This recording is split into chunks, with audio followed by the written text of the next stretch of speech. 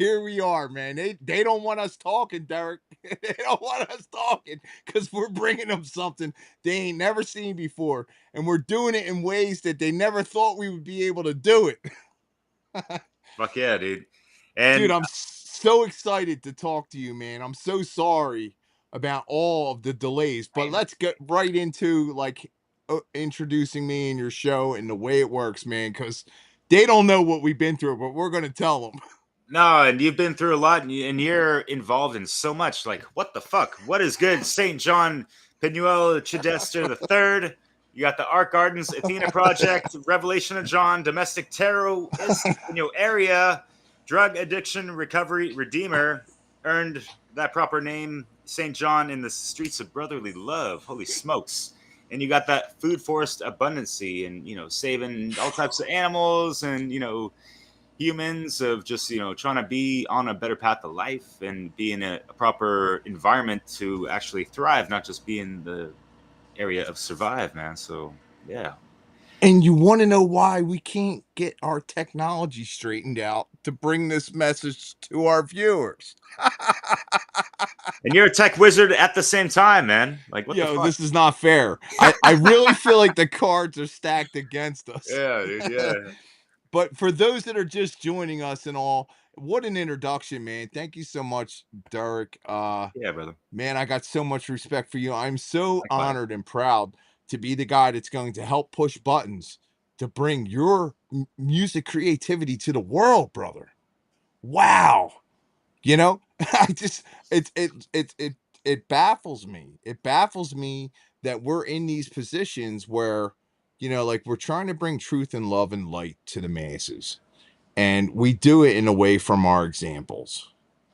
And I don't know what to say, man. My name's St. John for, like the viewers that don't know, my name's St. John, man. Like I feel like we're doing something over here. And there's forces that are working against us. One is the mind control of the people, the masses of people who see what we're doing and still have something negative to say. Unreal, right? And then the other thing, and I'm sure we're going to get into this, is we are here to deliver a message, a solution to those that are willing and just like awake and aware to change some things, man. And they don't want us doing it. Yeah, very true. And geez, like we've had our kerfuffles and whatever that monkey wrenches that get thrown in the spokes of our wheels of positive motion and all these things. And for others to make a commotion about, like we all understand, like, whatever we do in life, there's always going to be someone that's going to criticize or hate or whatever. And it does kind of suck when you're when you're trying to do the higher path work and you're still getting, kind of sidelined by, criticism and all this stuff. It is what it is, but we understand and are just aligned to the divine and keep that energy focused and devoted towards that. And that's what I love what you got going on. And you and I have a lot of similar stuff going on, man. We love to laugh and just have a great time and express our, positive energy and emotions to whoever and whenever, whether in real life or on camera. And you love to incorporate music into your videos as well, which always got a soft spot for that. I love how creative you are. We kind of have some similarities with that, brother. So yeah, man, you're quite a workhorse in so many ways, man. You're a fucking powerhouse, man. Straight up. Yeah, I can say no short of you. And we're not here to toot each other's horns, but I will say this, man, I'm extremely impressed with the amount of work and effort you've been putting in the sound path. That's one of the several things we're going to talk about in this special episode of Awaken Your Minds. Okay.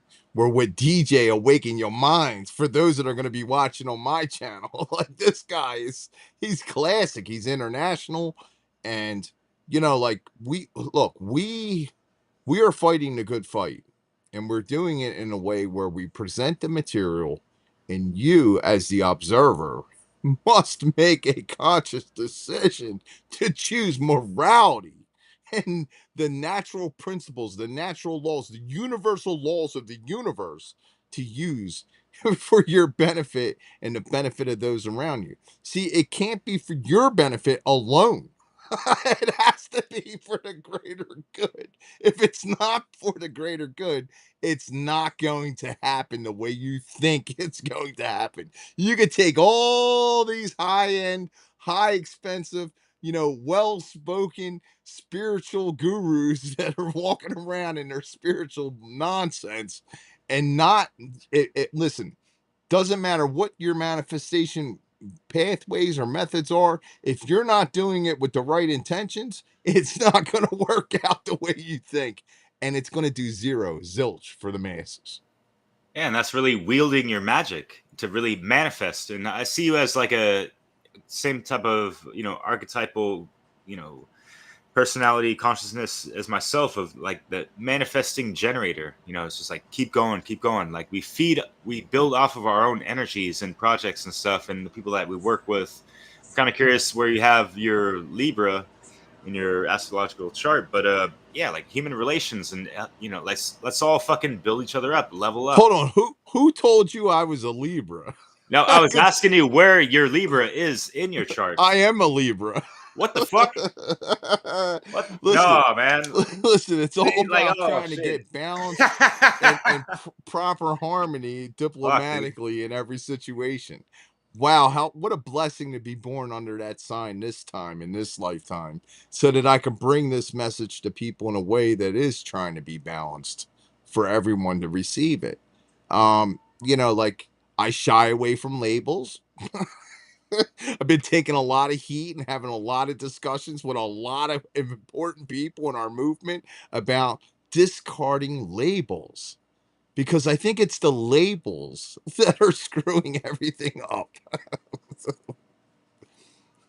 That's funny. I just had a conversation with this person earlier today because I saw someone have some post on it on Facebook today, and just synchroniciously having a thought about it, even before all that, of just like, how do I present myself, and thinking about, like, even, what I wrote in my bio on the One Great Work Network, which, I was recently invited on, that you've been on for since the beginning, pretty much. You work with Mark Passio quite, closely and all this stuff.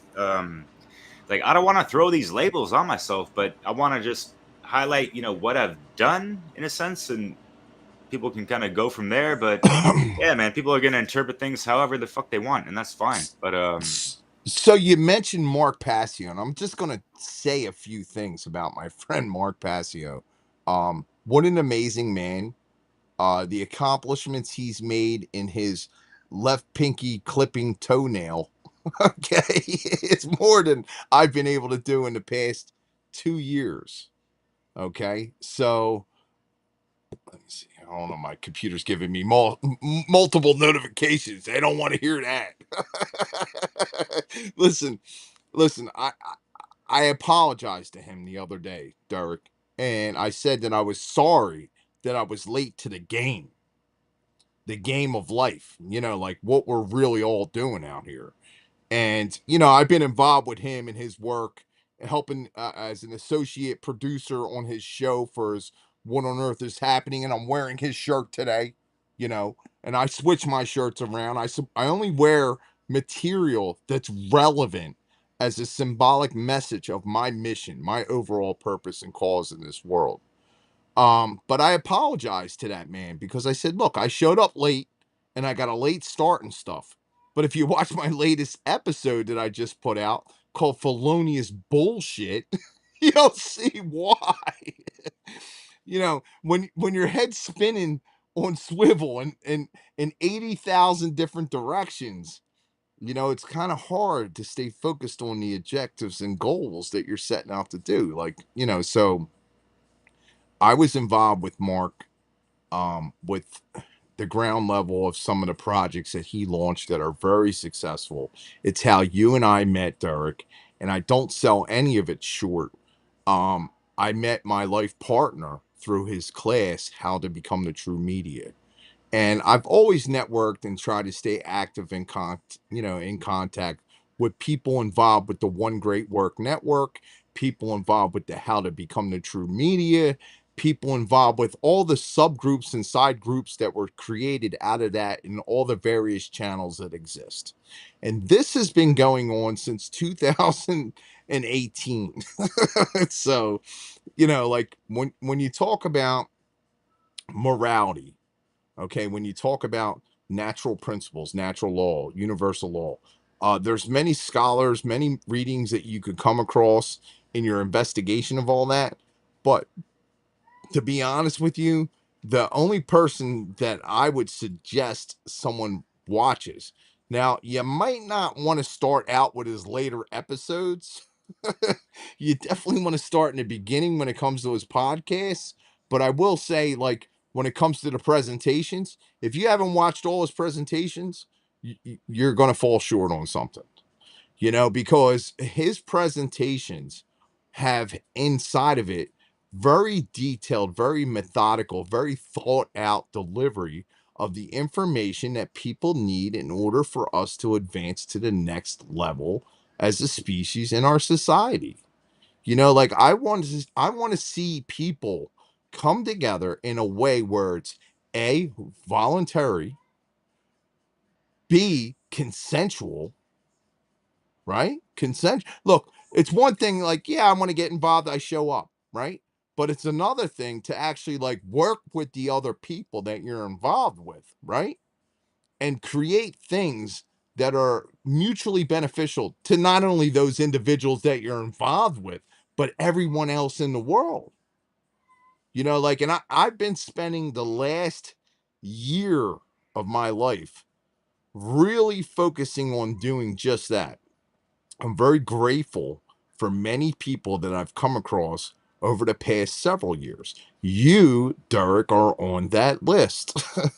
It includes people like Mark Passio and many, many circles around him of people that are like minded with the purpose of creating and helping to create and informing and actually explaining what the hell is really going on. Like, eh, we want to create a situation where people are informed and they're better equipped with their information, with opportunities and resources to bring their individualized methods and messages to the masses. We have that going on with the One Great Work Network. Unfortunately, it's not popular, and that sucks. We're going to work to change that as individuals, as a collective. I need help from everyone involved, and we're going to continue to move that forward. The other thing is like, like I've worked with everyone from the homeless guy in the street who's an ex-vet, okay, who has been victimized by the system after totally sacrificing everything that they came here that they could have done in this existence for that system. So I've worked with everyone from that level of the scale all the way up to like evolved conscious beings collectively working towards the betterment of humanity, right? So I've worked from the lowest to the highest, right?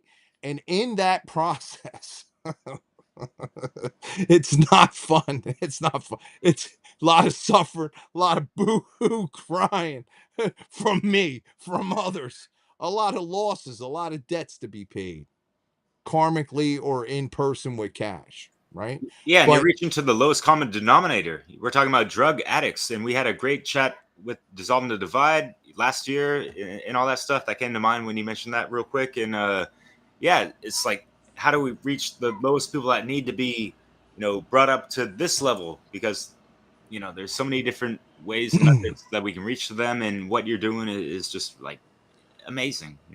so I found I found some very interesting individuals through our extended communities that we're involved with.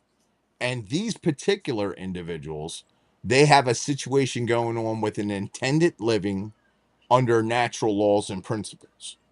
Now, this is the first that I've heard of this. I've been involved with freedom cells.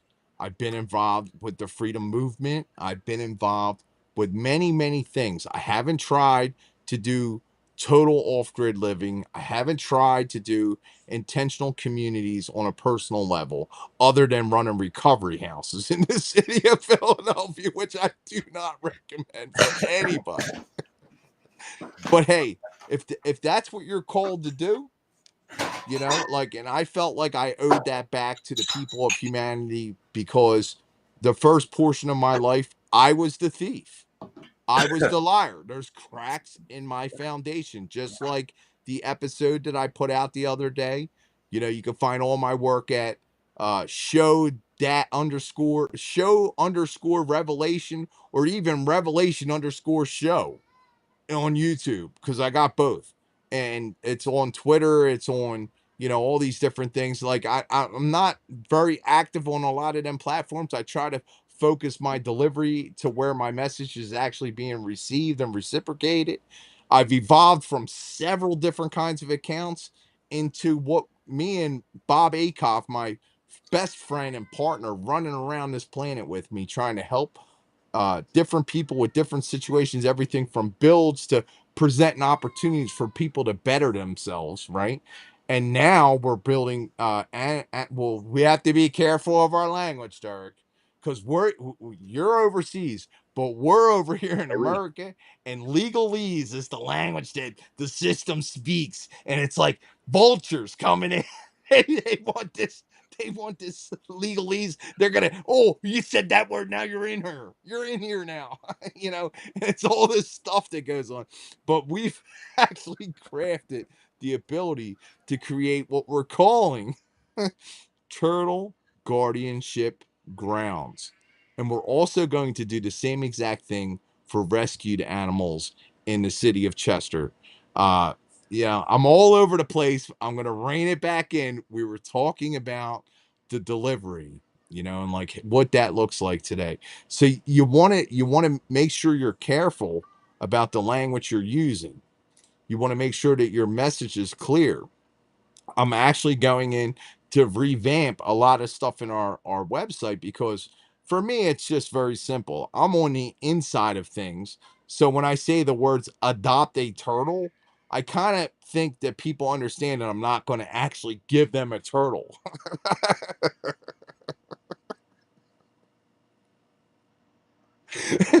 but but unfortunately, in the world we live in today, you have to dot your i's and cross your t's, brother, and I'm sure you personally have experienced this. So we're using sponsor turtle, and I'm making some Right. changes to the website, to the GoFundMe's, to whatever, right? Mm. And yeah, we'll use go give send go. I'm having a lot of trouble with that. Look, I was on an interview with revolution.radio the other day, Oh, cool. and I was only involved with the first half of the interview. The second Is half, there a they never cross? they never let us call back in. Sarah, actually, they were available and they let us back in for the second half of the interview. Huh. So that Sarah Cross with Crosstalk Yeah, yeah. with Cross. her Revolution Radio, like Raven slips. she's an amazing girl. She's been Word. involved with my girlfriend Jerry with the TLA, the Liberation Academy. We're going to get into that a little bit, Yeah, yeah, but yeah. for sure. But like all these different projects and things that we've been like evolving and putting together and trying to like deliver to the masses. Like there's a select audience, and it's those that want change, those that want to do something different. So there's that factor, but then there's also like, if I'm not clearly communicating it to everyone, then they can't hear it anyway, right? So I'm making some changes. We're going to get things straightened out. We're working on that over the past couple of days and today. But yesterday, like, you want to go completely off topic. Yesterday, I was involved with helping to build a sweat lodge over at Voluntaria, which is it's a community of like-minded people who follow natural law and principles. I mean, this is what I was leading up to with everything that I said. To find a community of like-minded people on the higher end of things. Like, you want to surround yourself with like-minded people, whatever level of involvement you're involved with. Fuck yeah, man. Uh, it's not the term like you got a lot of hands in a lot of cookie jars, but it's just more of just like being present in so many areas, and you're fucking like all up and down the East Coast, from Florida to Philly. I catch them in New York. And North Like, Carolina in between with Jonathan Wright over there, a word, yeah, with yeah. Aiken, what is it, South Carolina? I don't know, it's the Carolinas, Oh, you right? linked up with But Jonathan. oh yeah, Dude, absolutely. fuck In yeah. fact, that was the episode that I was involved with Revolution Radio With that Crip we Rick only as had well? half the broadcast, him and Crick Rick over there. Right, yeah, yeah. The Crip Rick and Jonathan show, yeah, for sure. So there's those things, and like they didn't design this to be easy for any of us. Like, uh, unfortunately, there's still a high level of people that are dead asleep because Trump's in the office and they're seeing little accomplishments occurring in things like cryptocurrency or healthcare or, requirements for VAX, like all these different weirdo things that don't mean anything because they have another agenda. And I promise you it's unfolding as we speak, and it's going to be launched and people are going to feel the wrath of it for sure, but they have another agenda in place that's going to replace the old agenda because they've learned from their mistakes, unlike most people that you and I come across, Derek. They do not learn from their mistakes. Fortunately for me, from being inside and outside of the jail system, dying twice in my lifetime, and like working within the recovery field on all different kinds of angles, I kind of think I might know a little something about what it might take to recover fully. Fuck yeah, dude. And it's like it's that experience, that real life experience, and going through the trials and tribulations and the ups and downs and ebbs and flows of really trying to redeem yourself. You might slip a little bit, but you're just having that arc of redemption always in the forefront of your mind. And here you are today, brother, with so much fucking work under your belt. Check the fucking pedigree, folks. Like, Yeah, go to onegreatworknetwork.com, look up John Chidester, Penuel, and there he is, all his well, platforms and all that.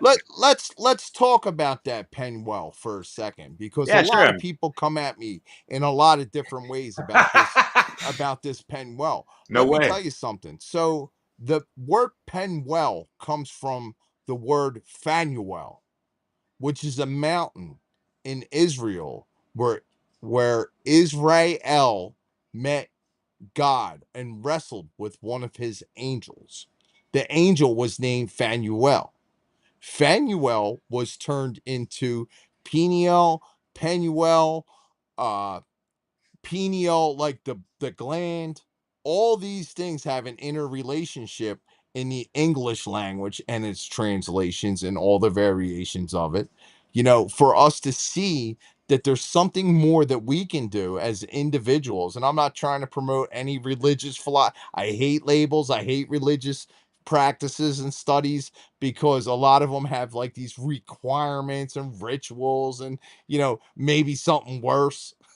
We've seen that unfold over the past couple decades in the news when the truth started to spill out about this or that or the third.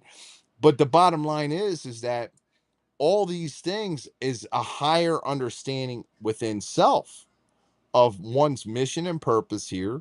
Like, being an addict and having all the issues that I had over the years, one of the things that has helped me to become a better person is to understand that it was my fault and that I was wrong and that there was information out there, if I was willing to go and seek it out, could benefit myself and anyone that I had contact with. And my intention had to be set clearly. It's not about me gaining without others gaining. They had to gain while I was gaining. Because if they didn't gain while I was gaining, I was only gaining. And you know what happened to those gains? I'm going to tell you, over a lifetime, those gains evaporated. and they cost me more than I ever earned. And that's been my experience. So Holy smokes, man! Yeah, you've had to climb the alchemical mountain quite a few times, and that's kind of the allegory I had with the story of Penuel, and all that stuff, the pineal and all that. So yeah, like folks don't have to take all these things so literally. Think about them, metaphorically, allegorically, and all these things, and actually do something about it. Apply it to your life for the betterment of yourself, and that ripples out for others. As you're saying, it's not just about us. We have to do the great work within ourselves first and foremost, the inner work and shadow work and all that stuff, for it to be actually properly positive for others. We can't just keep going about like we're we're all these wounded healers. Like that's gonna it's not the most efficient way to go about these things. We have to heal the wounds so we can properly heal others, if you will, or just that whole each one teach one vibe, right? As KRS-One says, or whatever, right? yeah, so it it definitely is intergenerational, and it's community karmic related. Okay, so like we here in the United States of America, we have our own karmic debt to pay to the world, and we're working on that. And as people keep coming through with different problems, different agendas, all these different things, we're all moving towards the same goal and objective. There's only a very small few of entities in our existence that have no interest in returning to quote unquote source, right? But we are not of that. And most of the people that you're going to encounter, your viewers are going to encounter in their lifetime, are on their own sojourns to return to source. So, like, like all these different religious books, and like I mentioned that for a reason.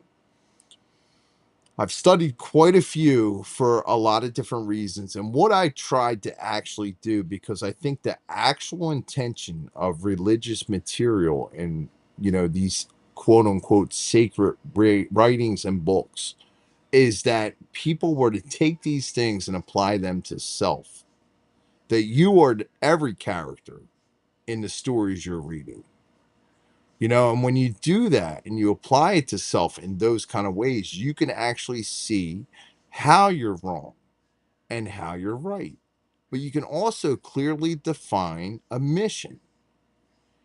You know, I I hate to say it, but the number one problem in the world today is lack of purpose.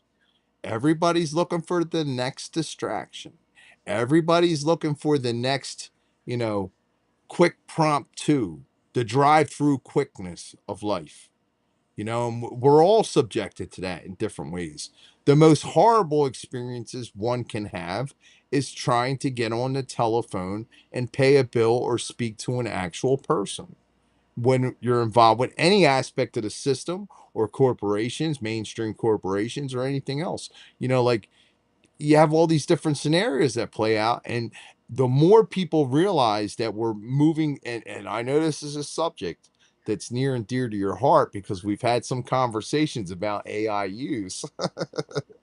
But I'm saying that the more people realize that these systems are in place as not a tool, but on their end of things, they're in place for people to become more enslaved, more controlled by a lesser group of people. Because the smaller that the pyramid gets to the top with their actual ability, right? They get there, right? Their actual ability for them to control the masses without having so many middlemen. That's where they want to eliminate. They want to eliminate the middleman because they don't need you, Derek, or St. John over here with their consciousness in the way. They want to push the button and make it happen the way they want it to happen. And their agenda is not in alignment with natural law. Their agenda is not in alignment with natural principles and us having holistic lifestyle choices It's the and us being protagonist of able to, that, yeah, and us being able to thrive as a the antagonist. species. Yeah. Yeah, no, they have no interest in that whatsoever. And we have to recognize that as a people. It doesn't matter what puppet they put in there next.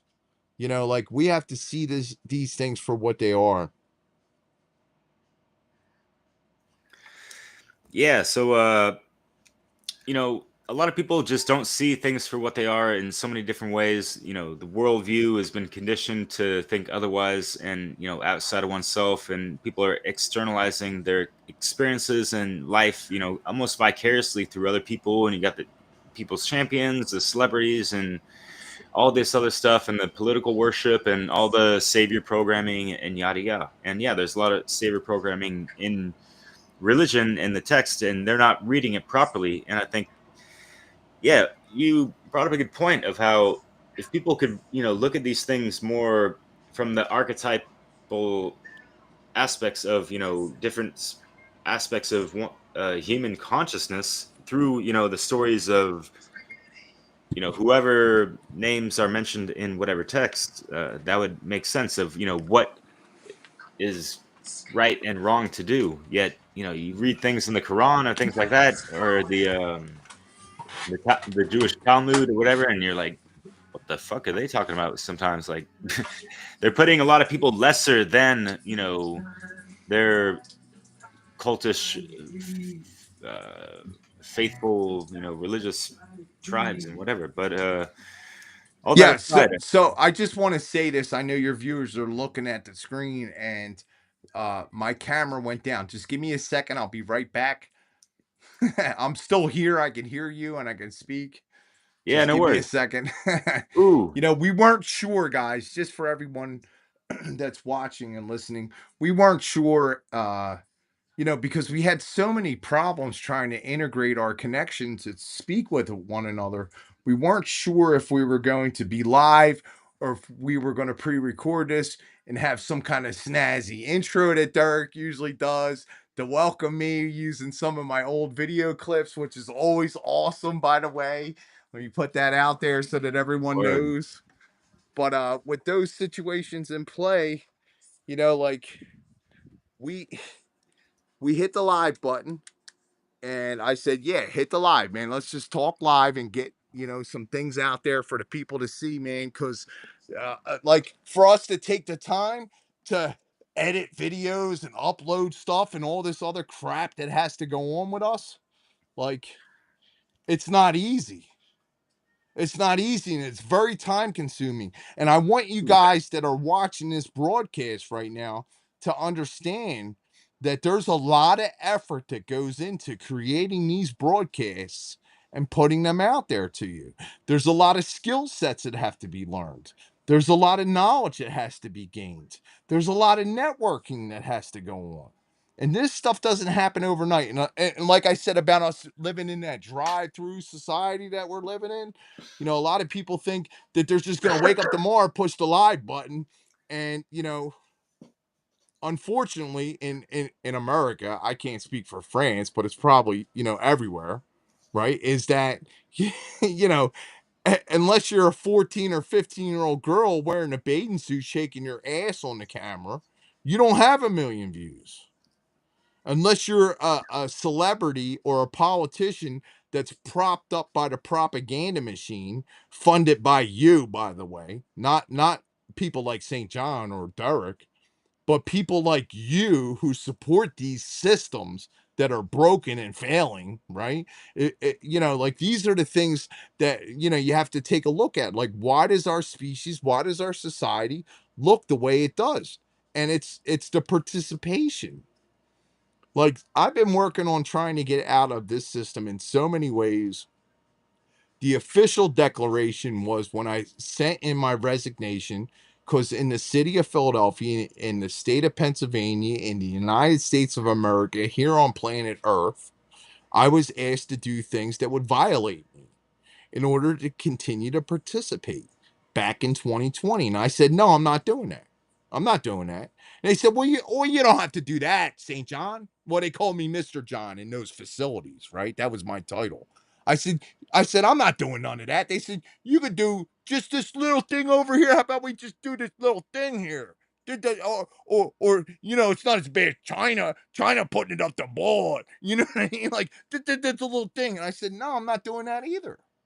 Because one, I don't trust you.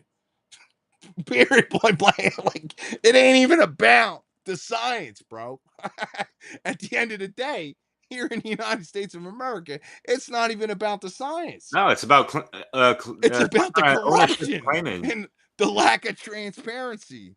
I Yeah. mean, these people are literally what? And I said, no. I said, I'm not doing that. I don't believe in it. And that's that. And now I walked away from there on out. But, like, you got these hearings going on the past couple weeks, and you got all these mainstream influencers, mainstream quote unquote news journalists, right? Coming at us with all this stuff saying, oh, UFO disclosures and JFK disclosures and all that shit. Well, let me tell you the real truth. You ready?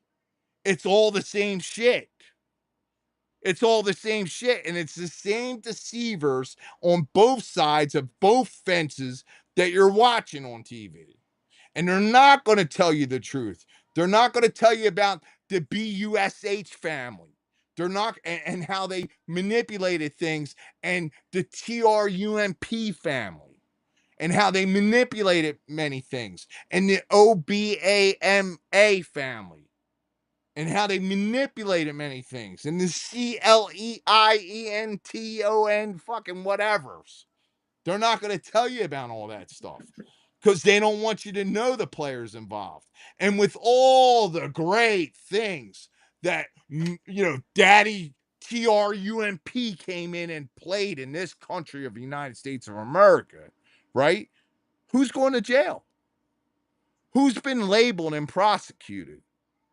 Did he? That sounds like a nice little distraction and very, very extremely racist to me. Extremely racist. To select just one like group and facet of entertainment to distract the masses of people that are watching this stuff, right?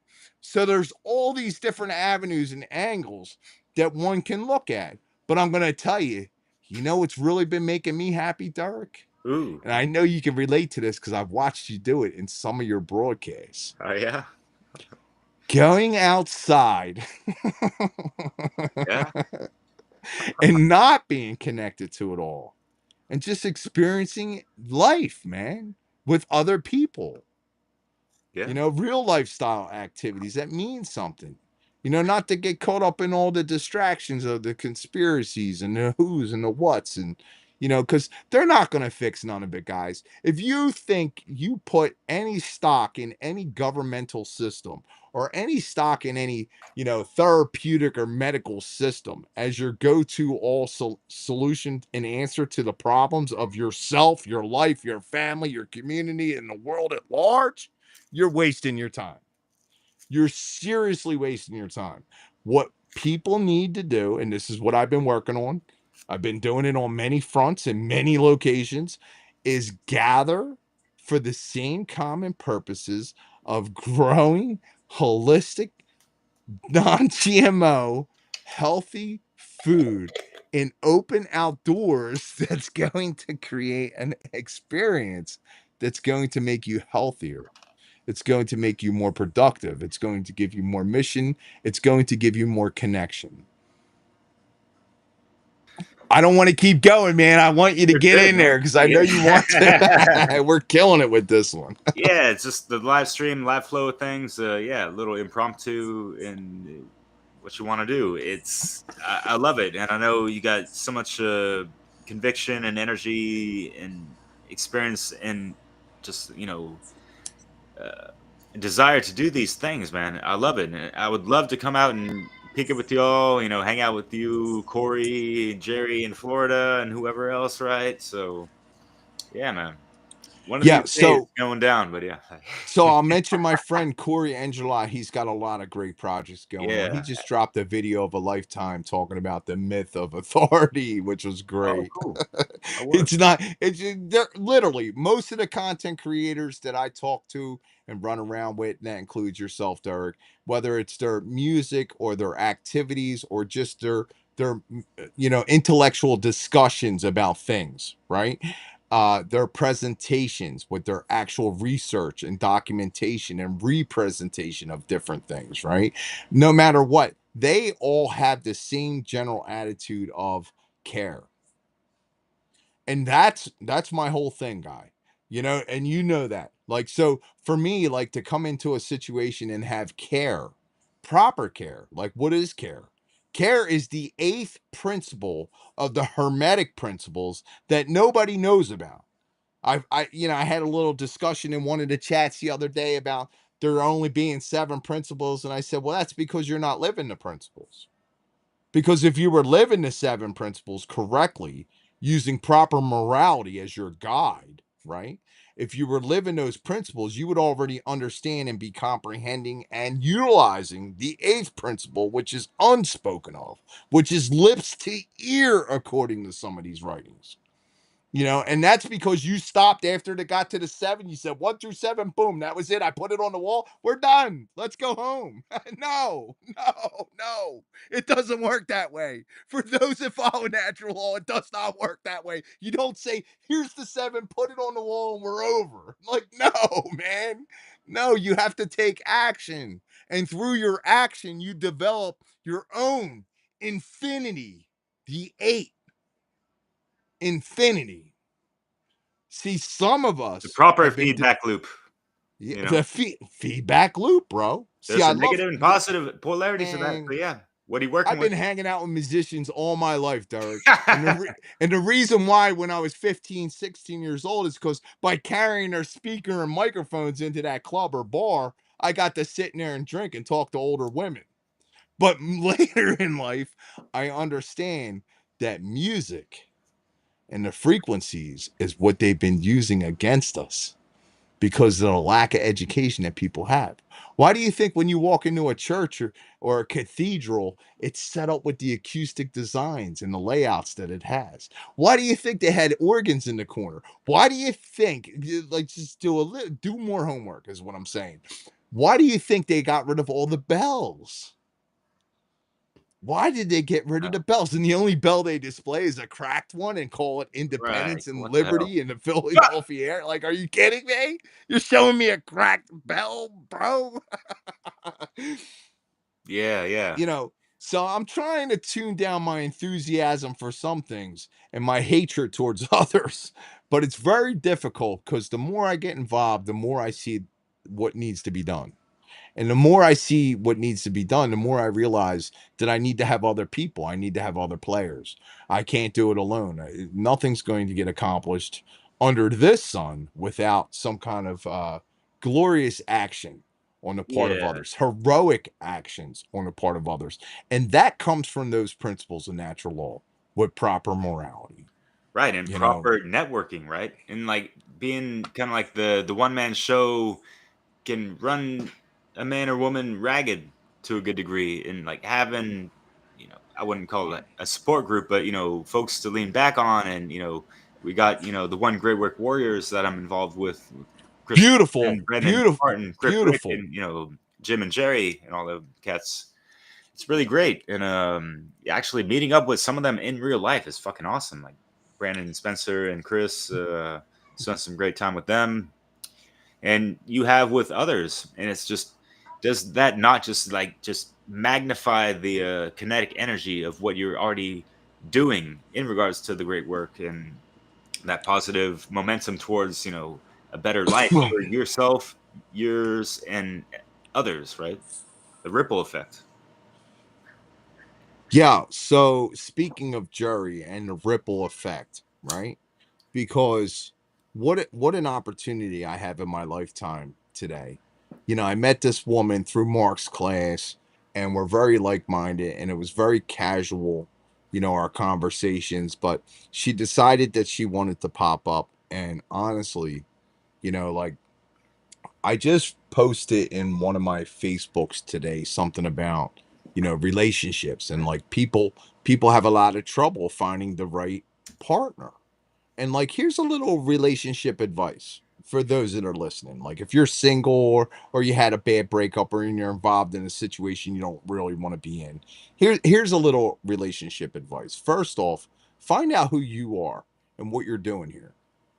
fully heal from any trauma or injuries that you may have had, whether it's mental, physical, or spiritual, right? Do that first. And then turn around and put yourself into a position where you are actively involved with helping others. Put yourself in a position where you're actively involved with pursuing the purposes that you came here to do. Now, believe it or not, people might not understand this, but you don't have to go and work at a rehabilitation facility like I did or a psychiatric hospital like I did. You can literally be a person who takes seeds and puts them into the ground and be part of helping others. Okay. So, or you could be the person that collects the trash bag and takes it and disposes of it in a ecologically friendly way. It doesn't matter what level you're on, as long as your purpose is to do better things for the right reasons and you're informed, right? So, with this going on, people find themselves in a situation where like they feel like they're alone or they're not doing these things or whatever. But this is what I'm going to tell you. First off, have patience with yourself. And this is just relationship advice. Have patience with yourself. Okay. Learn what you came here to do, fully heal, and have patience with yourself. Get involved with the people and the things that matter to you. Uh-oh. And They're that's gonna coming in. attract. It's They're really trying to get in with us. Who is it? Let them in. who, Let who's them in that? if they want to come in. But it's really about leveling up oneself so they attract something of what they desire at a love level at that level. You know. Yeah, so I'll say this, right? So like when you do those things, when you get involved with those people and you push towards the goals and objectives you personally have, what will happen is this. You will find yourself not alone.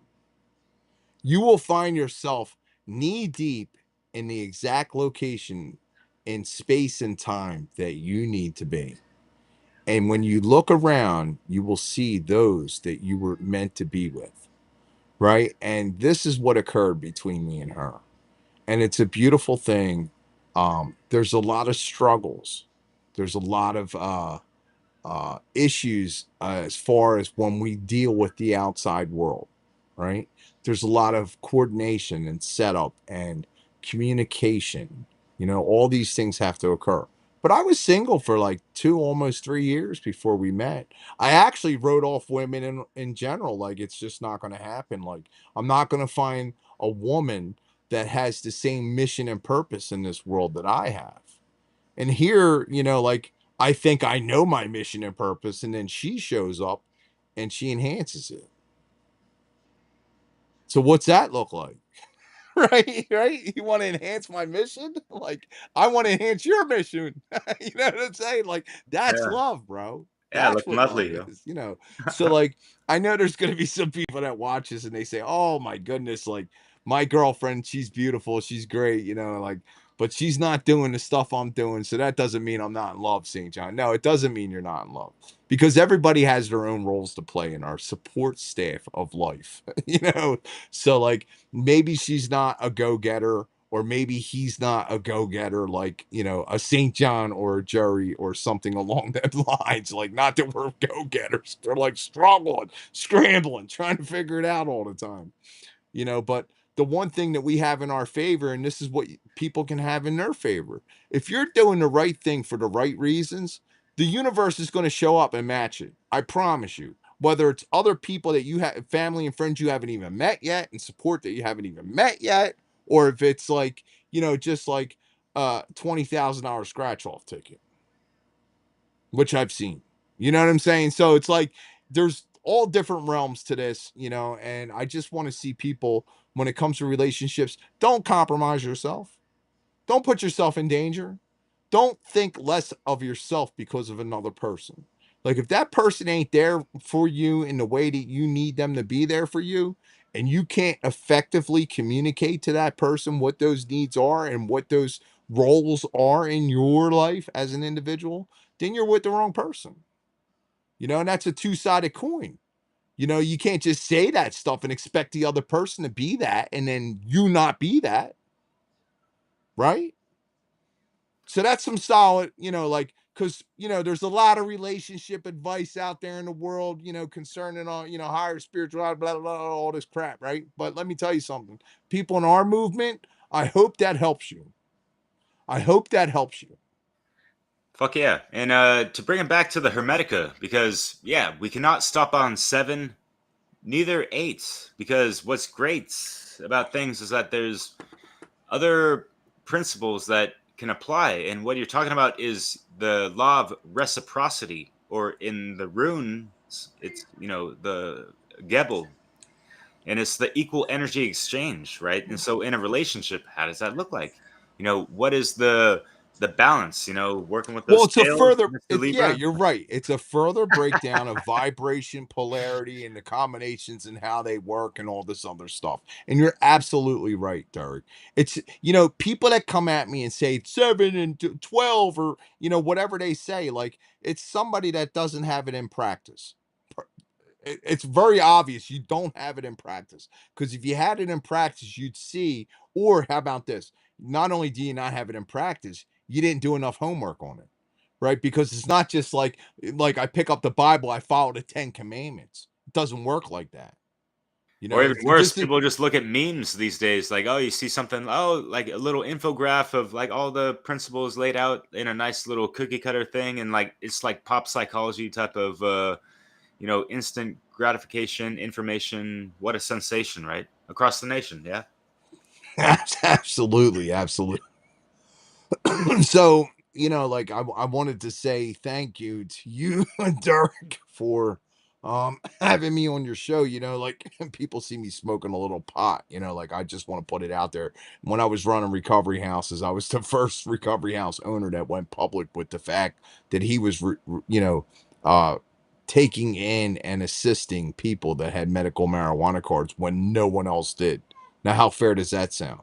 And why did they do it? Because they had their own personal bias towards the situation. They weren't dealing from a trivium approach, a factual approach. They weren't in the know from what was really going on.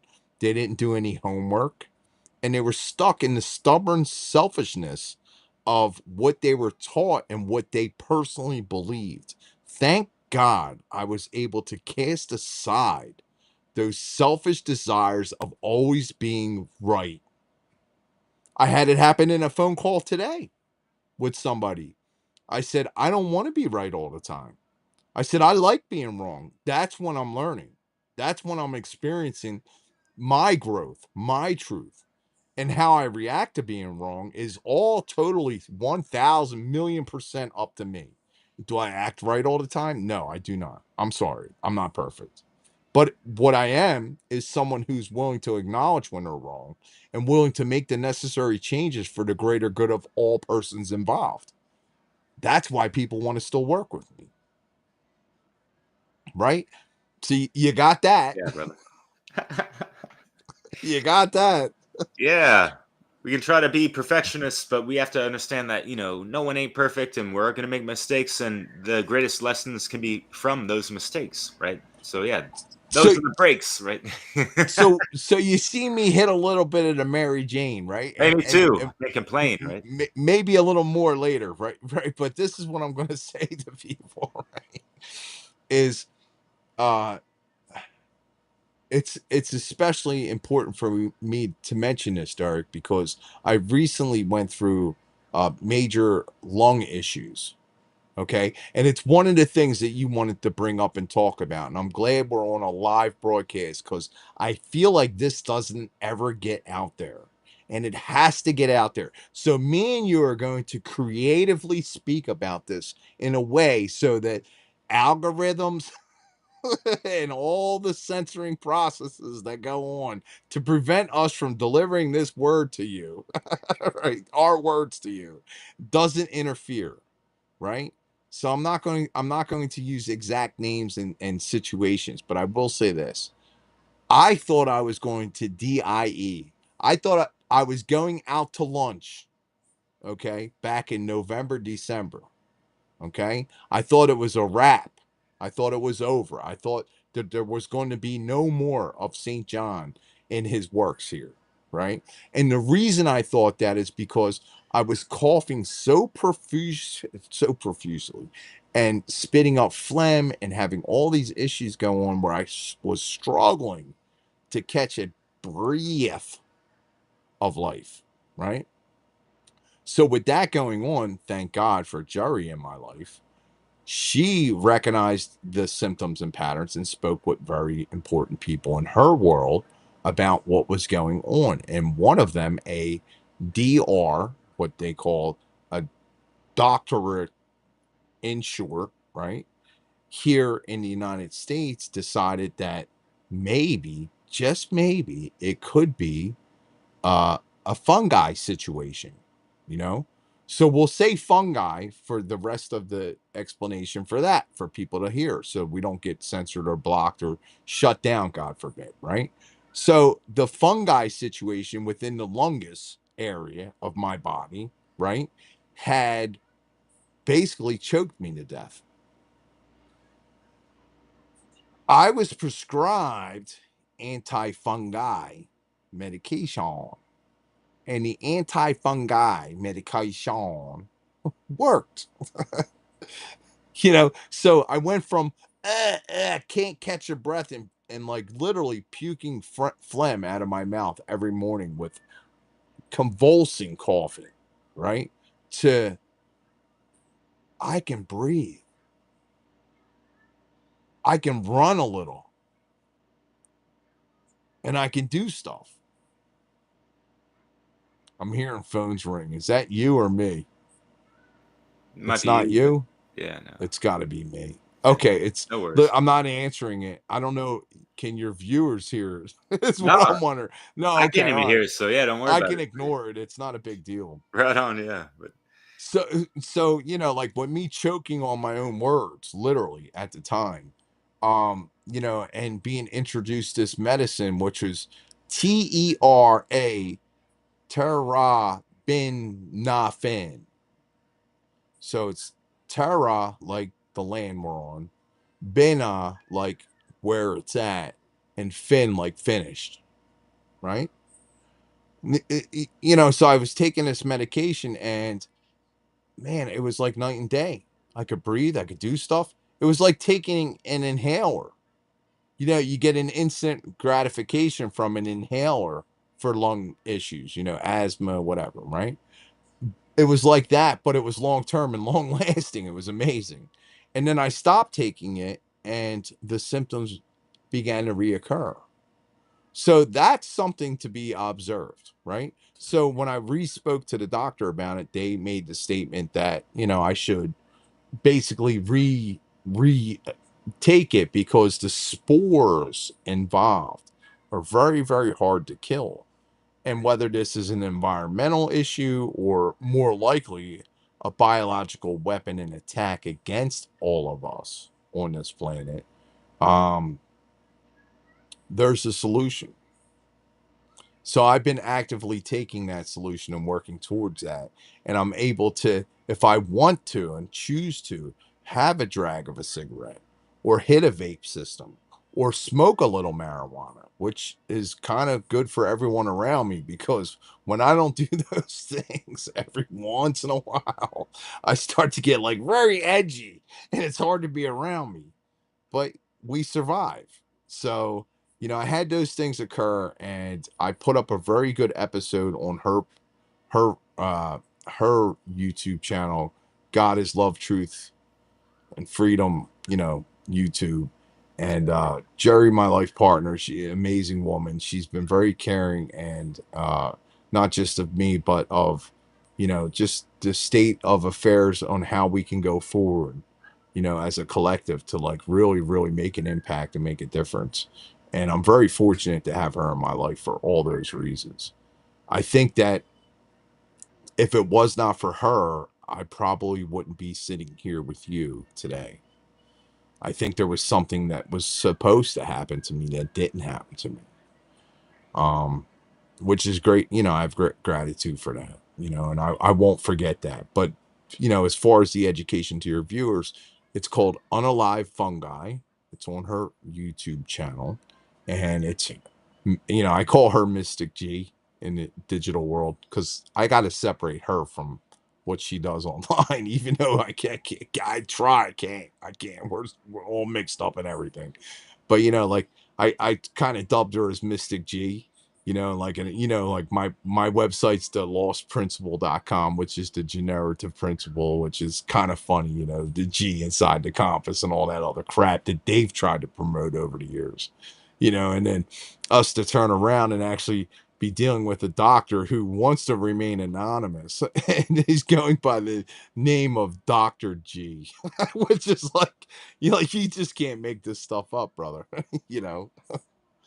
But there's a lot of information in there about with Chat GPT and like how to find out the information yourself and different doctors and different remedies that you can try and how to have communications with your doctors and all. It's a very good episode. I would highly suggest if you think you have some type of lung incapacity in some kind of way that developed recently, and when I say recently I mean since 2020, that just doesn't seem right and it doesn't add up in your head and it's getting worse and worse.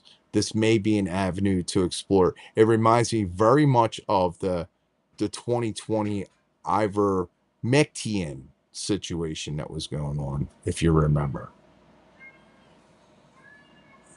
Yeah, totally. And I think people need to understand there's all right, so you're talking about uh, something that can get rid of parasites, worms, or whatever. You know Or how many fungus. different Or variations and fungus. ways you can do that, right? Yeah. And how many different ways you can do whatever to help your lungs and respiratory system. And but it really goes back to the causal factors. What was actually going on? What is the proper diagnosis of that, right? So I was kind of curious as to, did you figure out, what, triggered that, issue you had with your lungs with the fungi? Were I'm you- believing for me personally, it was a combination of environmental factors yeah. and also a combination of in the state of Florida, we had this really dense fog going on for a while. Fuck, man. Yeah, we had that in And Europe too. listen, I'm Yeah, putting it out there. I'm I'm listening. putting it out there.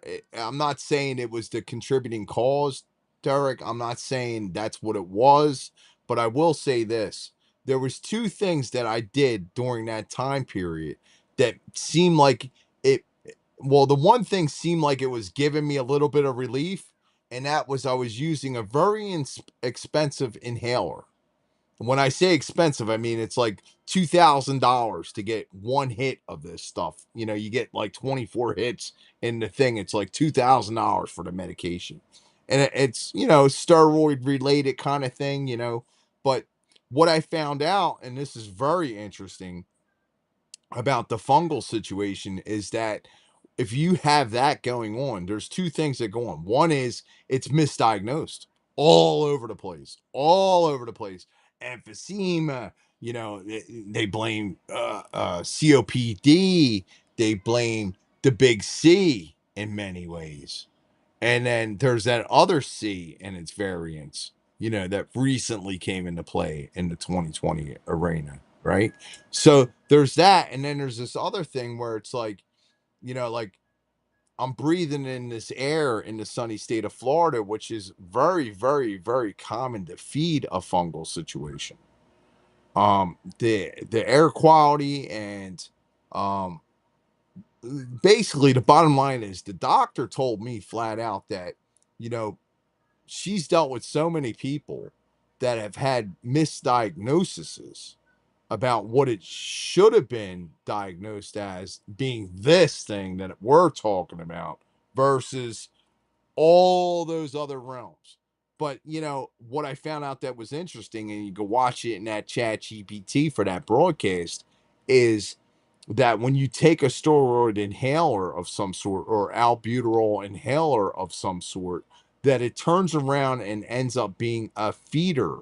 And I don't know if antagonist or inhibitor is the right words, but it actually helps to harm you more. Look, I can smoke this cigarette today. I smoke all natural cigarettes. You know, they call them American spirits here You got in a spirit, America. brother? Yeah. Like They do they have them in France? I'm curious. they don't. I have not really. Actually, I've So if seen. I were to come to France right now, what cigarette would I buy that's an all natural tobacco product? That's what I need to know. I got like 5 or 6 different brands I could offer you. And what I do is, I buy rolling tobacco and I buy, non-bleached. You can check out. I did a documentary on tobacco actually. And just because we cough doesn't mean it's a bad thing because No, like it went down the wrong pipe. It was a liquid. It had nothing to do with the smoke. right, yeah. But regardless, though, the smoking does help trigger some of the detoxification aspects of the lungs, and so they're going to cough up the phlegm. And it's not just tar, tobacco stuff, but it's all this other stuff. It could be some of the mold. It That's could be right. some of the geoengineering fallout. Radical debris inside of your body that Nanotech. has to go. Has to go. Yeah, Charcoal, there's sodium bicarbonate, yeah, vitamin C, all these things are conducive to helping you remove these negative radicals that exist within our bodies because of the societies we live in. Yeah, it's huge, guys. And I just wanted to touch base on that a little bit, in your broadcast, because when we originally agreed to talk, that was going to be the topic, but unfortunately we never got to talk. yeah. And And then time passes. again didn't get to talk, and whatever.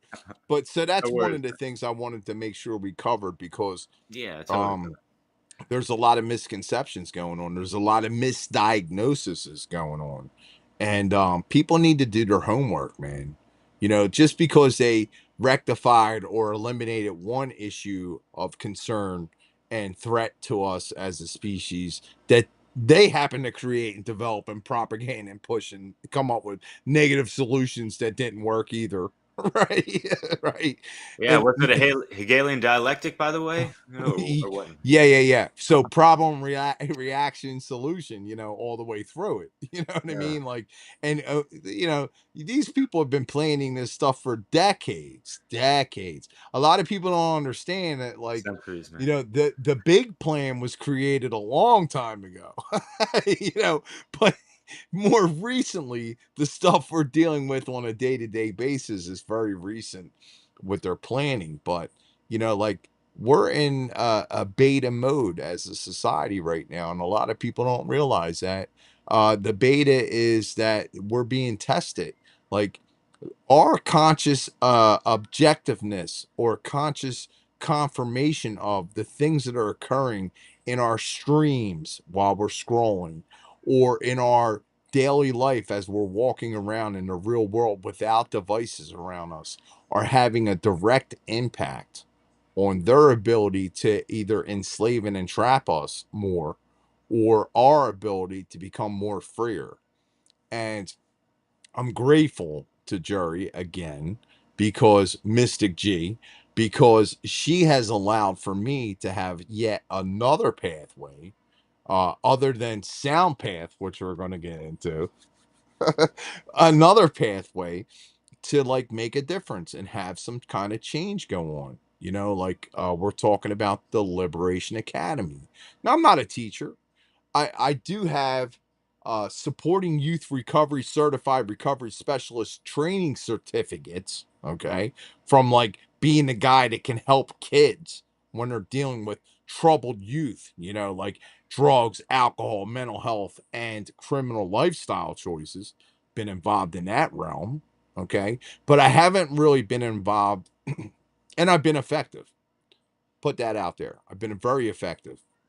My work is actually geared and engineered, and a lot of people don't understand this about me. They think I'm like ghetto trash because of the type of music I utilize in my work, okay, or the type of message that I'm delivering in my work, and the way it's being communicated to the masses. But you have to understand, my target audience is everyone. So, like, I have this certifications to help youth. I don't have any educational degrees. Okay, it's not my wheelhouse. My wheelhouse is to help people. And I would consider myself a master in being able to help people, whether it's directly in my face, in front of me as one individual, or 1,000 individuals in an audience with me with a microphone in my hand, or if it's a situation where it's indirectly, where it's like something that I put out there and help with or assist with that can help other people. Now, the Liberation Academy is one of those type of things where I'm kind of got one foot in and kind of got one foot out with what I'm willing and able and capable of bringing to that table. I don't want to. Yeah, yeah. Look, you get it. You know what I mean? I don't want to put myself out there as someone that's like a master educator when I'm not. I'm not. I'm just not. Okay. When it comes to the trivium, yeah, you got to have knowledge in order to know what to do next, in order to make better choices, in order to make things better. Like, I understand that. Okay. Education is not really my wheelhouse. Have I done a little bit of research and understand that all the systems that are in place that has been presented to us by our society has failed? Yes, I understand it.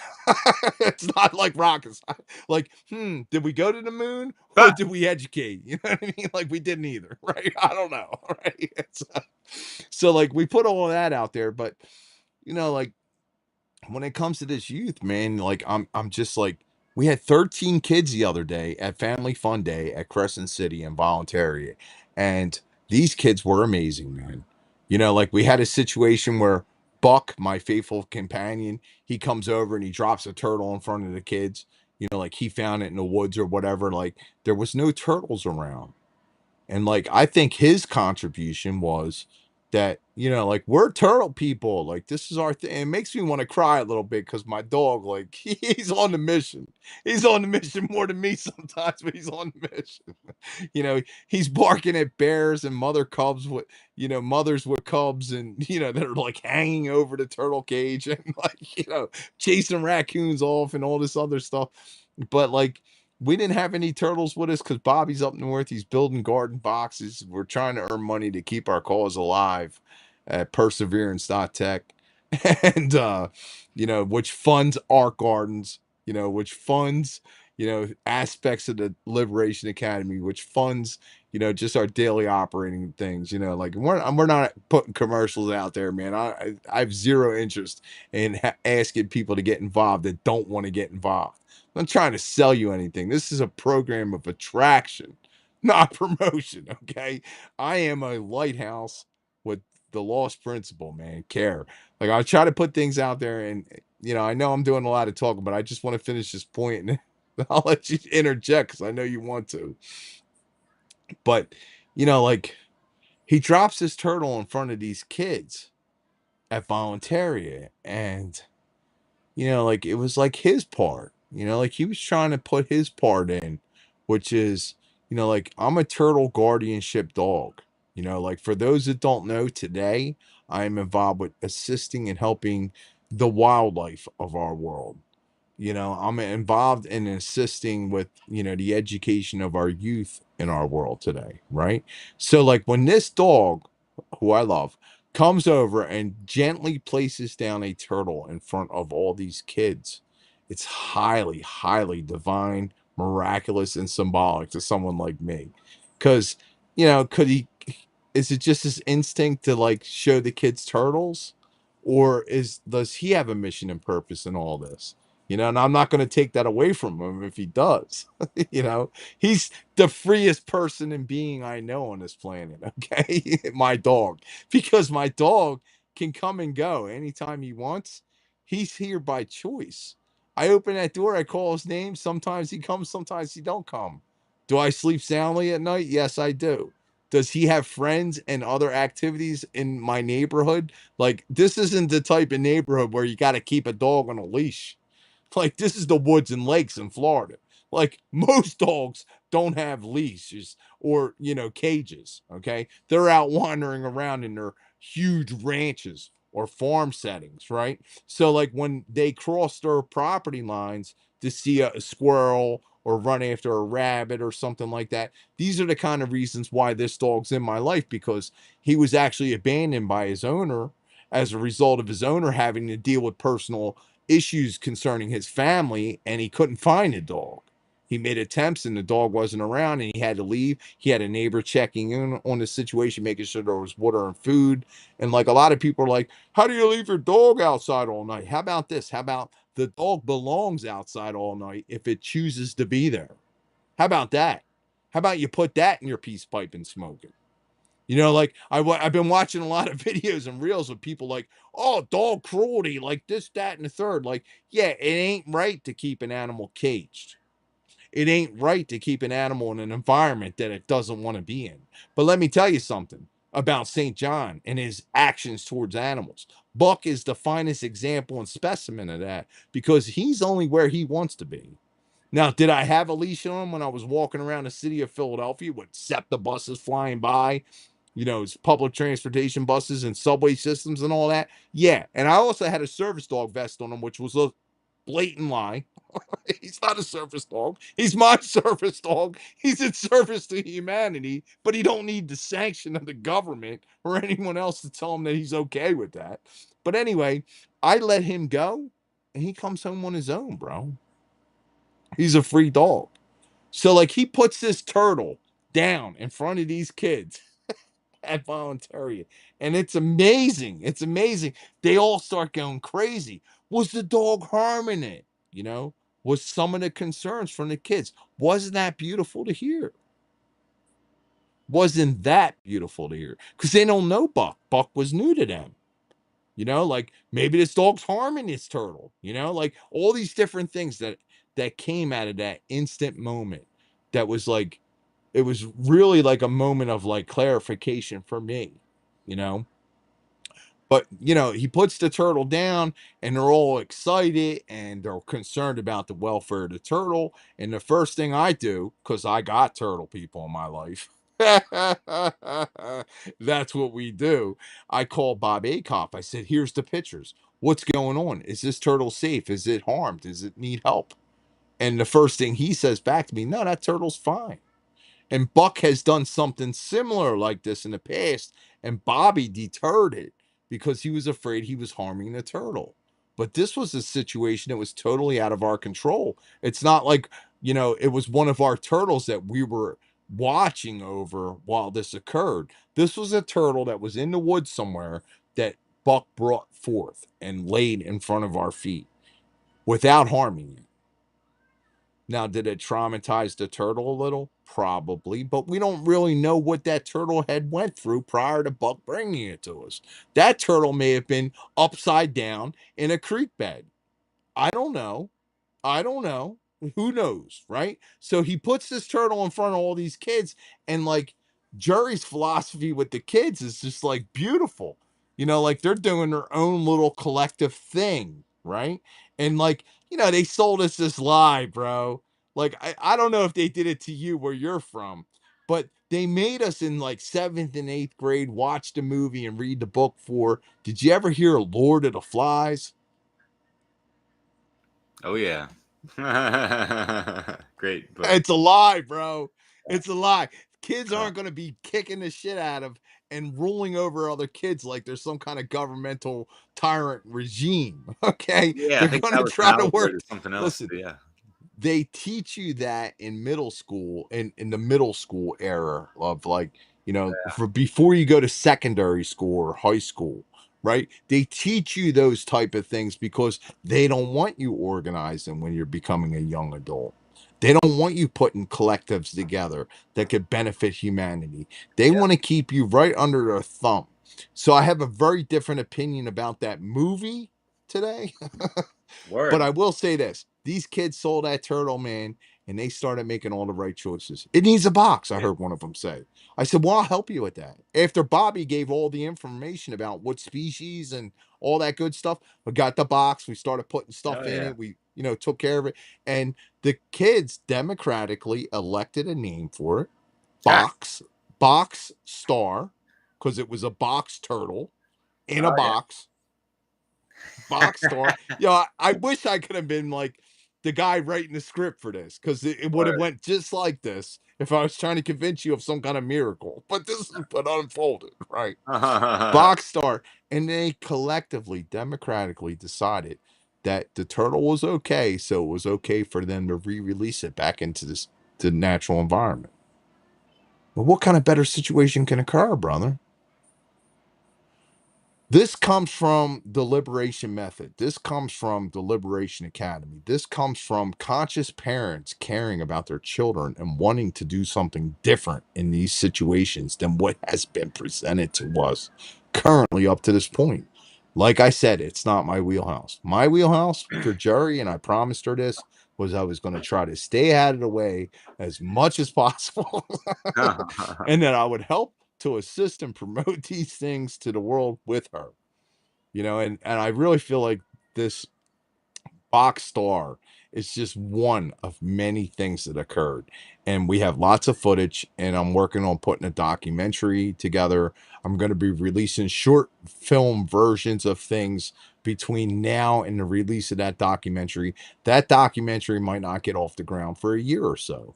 It depends on when it's finished, and it's going to take success in order for it to be finished. When I say success, I don't mean just those individual kids that day, for the first event we ever had. I mean success in the way of it's catching on and people are really seeing it, and now it's time to do that. And I really want to see people understand that the youth in our society have so much more to offer us than what we currently believe. Yeah, we But underestimate their potential and like current abilities. Yeah, for we sure. do, brother, we Intuition. do. Yeah. Yeah, we do, and it's very sad. And I'm not parent of the year. Like, I'm gonna put it out there. You guys ready? Some people ain't gonna like this about St. John, but I'm gonna put it out there. I was probably one of the worst fathers you could have as a father when I was in my active addiction and criminal lifestyle choices. Okay, I wanted to support my habit, and that was more important to me than being a respectable a participant of society to earn a living and take care of my child, which I've always rebelled against. And now I kind of see why, right? But also, like, I put drugs first. I put what I wanted first, and like that changed and it evolved, right? But what I wanted first was something long before my child was born, okay? And today, operating with um, natural law and morality and conscious objectiveness of the greater good of things, like, and not just coming to those conclusions because I've read it in a book. I've come to those conclusions because it is my personal experience. And people can watch my work. They can go watch it. I'm on the One Great Work Network, as you mentioned. I'm also on the lostprinciple.com. And my greatest accomplishment in this world up to this date, other than, trying to run housing and help all those, people with the Dynasty of Recovery lifestyle, is the work with Ark Gardens, and our assistance with projects like the Liberation Academy, projects like SoundPath. Like, these are the things that are going to make uh not America great, guys, because I don't give a shit about any individual country. These are the projects that are going to make our world great again. I should make a t-shirt. It says doing what makes our world great again in capital letters, world. Yeah. Like, because there's a little bit of selfishness that goes on. And I know you catch that vibe, right? Yeah, the tribalism, whatever, national Yeah. patriotism shit. Yeah. Yeah, so Bobby's like looking at, Bobby's my business partner. Like, we've done all this stuff together. We helped each other all, he's the turtle expert and whisperer and all that, and I'm doing all this great stuff. And if I didn't have him standing next to me, I wouldn't be able to do shit. I promise you. Right. But, what Bobby, like, he wants to go to Texas, and like, like I was just talking to somebody today, and they're like, yeah, Texas is like, like there's two kinds of people in Texas. There's people that you'll never really even deal with, and then there's Texas people. They got tattoos of Texas on them, and Texas this and Texas that. And I'm like, sound like a cult. Let's dispel the cult of Texas, but let's dispel the cult of personality. But hey, Yeah, let's the dispel identitarianism of it all. let's dispel the cult of America and America. Western societies. The labels, guys. It's always the labels that are jamming us up.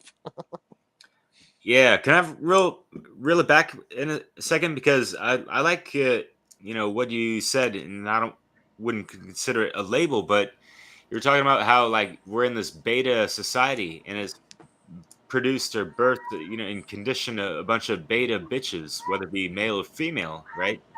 So, what would be your advice for especially we're both men and stuff, and have my conversations with women, but to just to the contrary to that, how can we navigate as conscious men in this world these days, type of thing, amidst all the fuckery type of shit.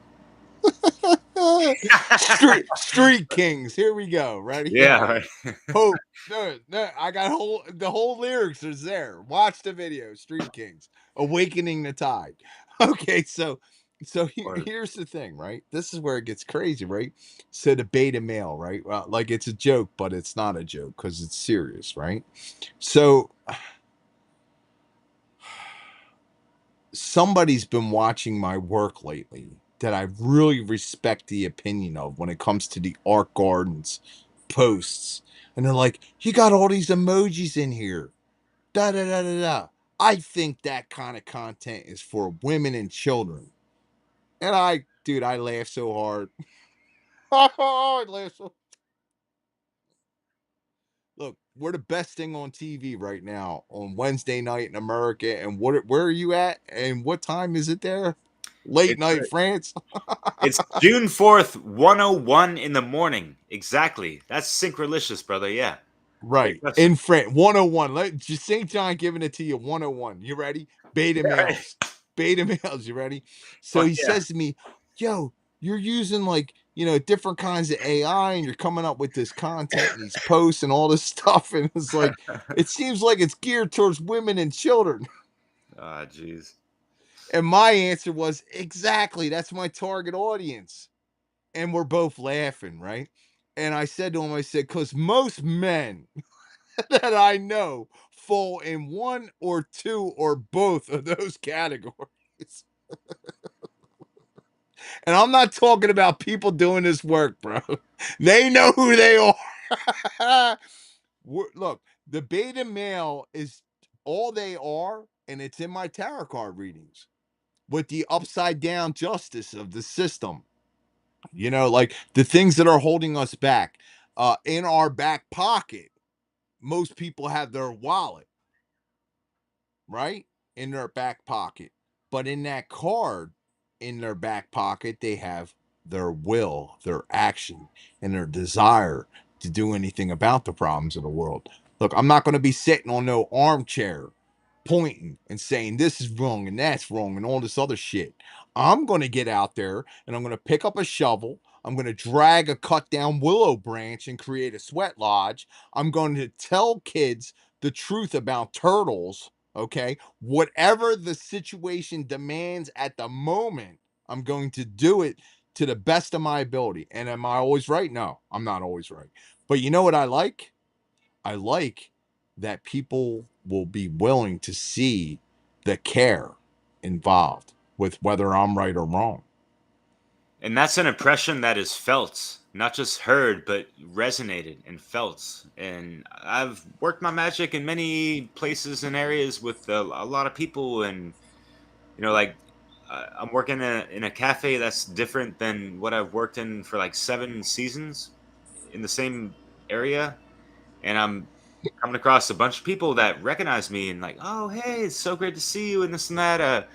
There's just like a lot of positive experiences and exchanges with others that have left a good impression upon, to whatever degree. And it ain't got always got to be like, oh, you have an impression on me, because it's not always about red pilling people, I guess what I'm trying to say, and all this stuff. But Yeah, again with the labels, man. This red pill, well, white pill, black pill, yellow pill, blue pill. purple Like, pill. look, I got a strategy for that. You ready? and this is what I used to tell the patients in the groups and seminars that I ran inside the psychiatric hospital when it came to medication. Okay. Because a lot of them were there against their will, which I wasn't pleased to be a part of. Okay. But I was pleased with the opportunity to present part of the solution for their personal situations to them. Most of the problems we have with the people inside of, put this out there real quick, inside of psychiatric hospitals and situations like that is that they were either A, misdiagnosed, or B, put on medications, or C, like they're just not heard correctly. Right. Um, I would say 70% to 80% of the people that I dealt with on a daily basis that had some type of voices or uh, intellectually challenging or like some type of visionary sight type situations going on were actually divine in some type of way. And they had extra capable abilities, which a lot of the mystics of the past have said that this is what was going to be going on during our time period. So instead of giving them the proper space and coming to proper learning and understanding of those individuals, we force feed medications correctly or incorrectly to them. And, like we have a whole society of people that are relying upon prescription pills and systems that are broken and do not work. Okay. And this is my experience. I'm not speaking out of my ass. For those that want to criticize or say this, that, or the third, like go and work inside of a psychiatric hospital with the level of experience I've had in my past at that moment when I took that job, and walk in there and look around and see what's really going on. Look, codes were called. I was the first one to the unit intentionally because the people that were handling the problem were also part of the problem. Okay. I always try to do my part. But the point that I'm trying to make is like these pills, right? I would tell them in these groups and seminars, like, you don't have to take medication for the rest of your life. In fact, you should develop a plan for yourself. And we spoke about this with you and Leslie in our last talk about how to journal about medications and all. This is very important stuff. If you guys have not watched that, you need to go back and watch the last time I spoke with Derek, with Leslie Powers, about these type of situations and how important it is for you to correctly document what is going on with you between your doctor's appointments, effectively communicate to your doctor that this is your intention. I want to get off of these psychosocial, artificial inducing brain chemistry effects. And I want to create my most natural state of being. And I want to work forward from that to become the best person I can be in life. The doctor doesn't care about any of that. And the most doctors, you find the right doctor, you get on the horn with them as far as where you want to be in 6 months, a year. How long is it going to take me to get off of this medication? Is the first question that should be out of your mouth when you're being prescribed something. Like people have an ailment, they go to the doctor, they give them a prescription. Usually if it's physical or something like, somebody's sick from some kind of stomach flu or something, whatever it is, usually the doctor says, you'll take this for 8 days and it's done, blah, blah, blah, blah. Now, why in a situation when concerns mental health do we seem to think that there's situations that have to occur throughout a lifetime, that there's situations that have to occur for years? That you're doing unrepairable damage to your brain chemistry Yeah, and and like neural working with the brain. pathways. Sorry to interrupt, real quick, if you don't mind. Yeah. Speaking about the Hermetica, the first cosmic law principle, mentalism, they're not even getting to the root cause of the thing. They're slapping a toxic band-aid over things that they don't even fucking understand. And it's like these bad solutions compound the problem even worse. Like we're gonna feed them some meds because they have, health issues or, mental issues. We have a mental health crisis, is what I've heard for the past couple years. Being like, what the fuck? Worldwide. It's not here in America. It's Fuck. not just in Australia. It's not just in Western society. It's worldwide. Go ahead, Derek. Finish it. Because you got it, bro. Yeah, so what is the causal factor of the mental health crisis? Exactly, it's the lack of gnosis of self and all the programming and all this stuff and whatever we're being inundated by that is messing up our uh, mental, physical, spiritual, templating that just fucks everything up in the process, right? So how do we diagnose someone that has schizophrenia or bipolar or whatever? What does it look like when we don't feed them certain drugs but we take them off of certain medications that they already currently have, possibly, or any kind of dietary stuff they got going on, and the whole nine? So So I'll say this, like I don't have experience. Well, I was a delivery driver for pharmaceuticals in my lifetime. Okay. Way long before I actually understood what that would be as wrong. But working inside of institutions and seeing everything from medication assistant treatments, which is like attempts to get off of addictive drugs over a long period of time. And also, like I said, running these groups and seminars about people getting off of their medications. One of the things that I would say to them, right, was to journal about their medication, to go ahead and keep an accurate record about what this medication has been doing to you at this dose level over this period of time before you walk into your doctor's office, and to review your notes prior to going into your doctor's visit, right? And to make generalized outlines and statements about what you think the effects of this medication has been on you. That includes, am I sleeping right? Am I behaving right? Am I eating right? Am I dealing with others correctly? Like, is my sleep schedule correct? All these kind of things are factors that someone should document and take part in on a personal level, because like, look, I'm not going to take the word of any other person when it comes to what's going on with me. I need to be an active participant in that action, and thankfully I got to the point where I was. That's just me personally. yeah, quick personal story of myself of just like when you're really in tune with your body and you can feel into your body more and more, and when you introduce whatever you're consuming, you can feel any kind of subtle change of energy sometimes, and or a big a change of energy. And what I noticed, this is like 10 years ago, I had a surgery, and I was prescribed painkillers because I was in a lot of pain. But after taking like just like 2 days of this painkiller stuff, I noticed I was getting like easily aggravated for no fucking reason. And I was like, oh, this is the painkiller stuff. Fuck this shit. I'd rather deal with the pain than deal with the fucking bullshit side effects. Are they side effects or primary effects? And that is something that needs to be questioned with any kind of prescription, especially from the VACA nation. Yeah, absolutely. And here's another hint and suggestion that you might want to research and consider. Okay.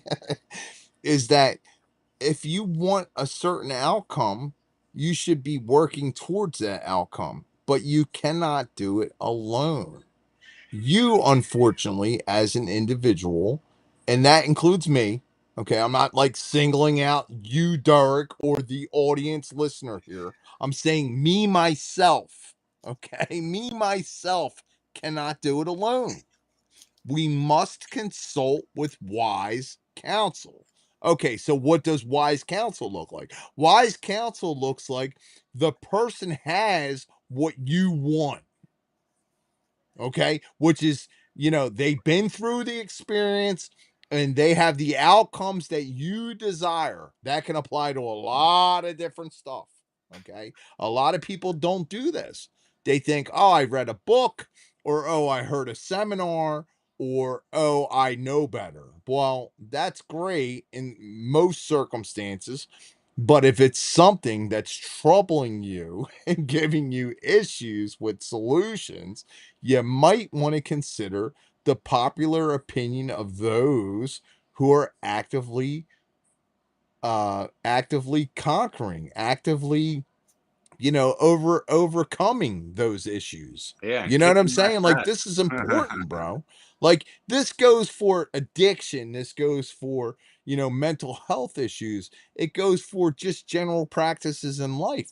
If I want to become a better seamstress, okay, I want to hang out with somebody like Sarah Cross, because she's an excellent expert master seamstress. If I want to become a better ironsmith, okay, and learn how to craft iron tools and things of that nature, I'll hang out with somebody like, and you may or may not have heard of him, Daniel Arnold.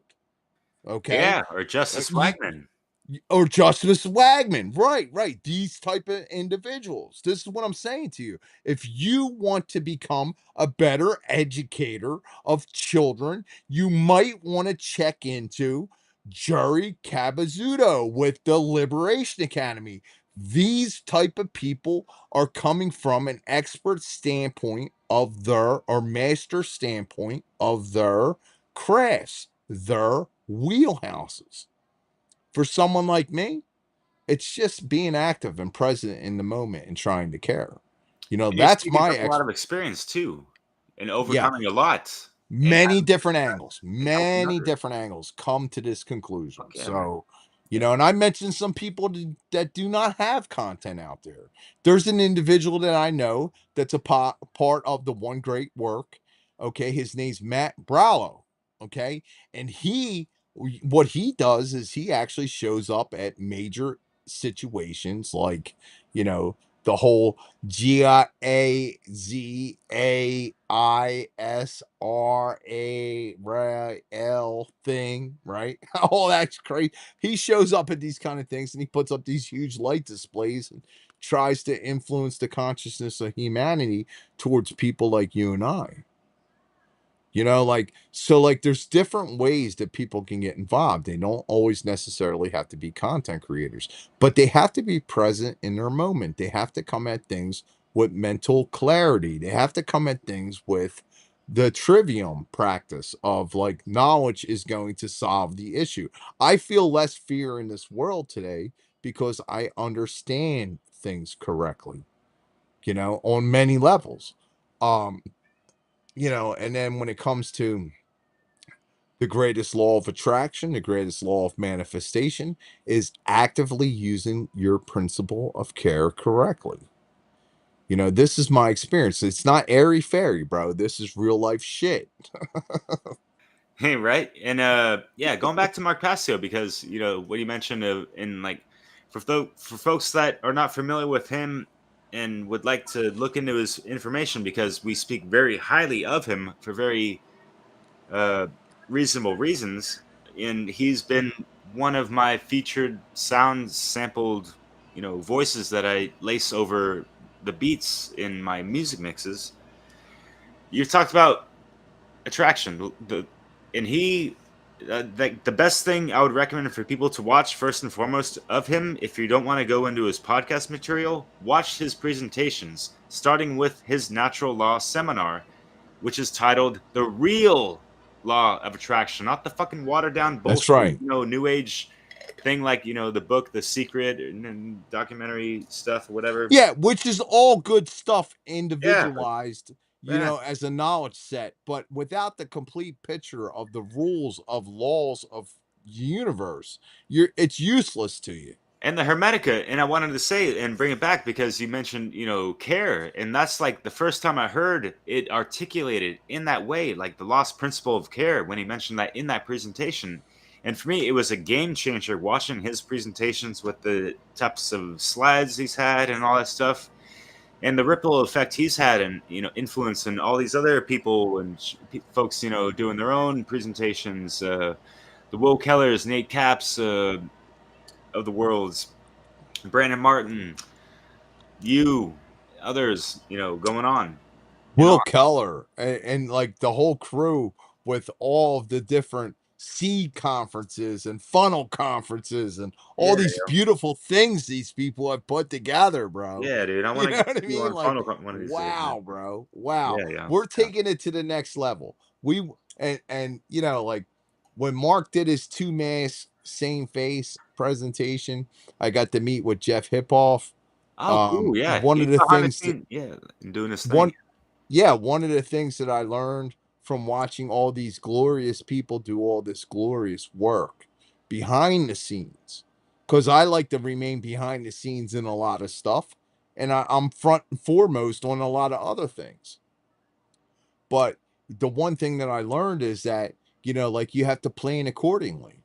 You have to create what they call an SOP. You have to create a standard operating procedure, like, like have contingency plans to correct the situations. And like, I'll give you an example. Okay. So yesterday at Voluntaria, right, we had the construction of a sweat lodge going on. And there was no less than 9 kids available watching this process occur. They weren't involved with the cutting down of the willows and bringing them to the structure, but they were involved with the cutting of the strips for tying the structure together, and they were involved with helping out with various aspects when we were doing the actual construction. And what I found is that the younger kids were actually over there like destroying some stuff that was crucial to the actual purpose and message of what we were doing. And the one individual that was assisting me, because I'm going to be the fire keeper for the sweat lodge, and which I consider to be a high honor, very high honor. And I come equipped and ready, right? But the one thing that I realize is that, like these old things that we hold on to, these old quote unquote sacred or sacrilegious things that we hold on to, we have to let the youth of our generations that are coming through smash them into the ground so that we can place new on top of it. Like there's always something good that can be seen in the actions of others if you have the eyes to see and the ears to hear. But before you open your mouth, you need to know what you're saying, right? So, so I said to the guy that was all upset that was assisting me, his name's Two Hawks, right? He's Native American, like, and we had many conversations about drum circles, and we sang Cheeky I.O. together, like, and I don't like, maybe your listeners know, maybe they don't know, but like a lot of Native American cultural based stuff, right? And he was upset because the kids had like destroyed some stuff that seemed to be in his mind's eye sacred. And like what my message is that there's nothing sacred except for the current momentum of the proper use of the principle of care.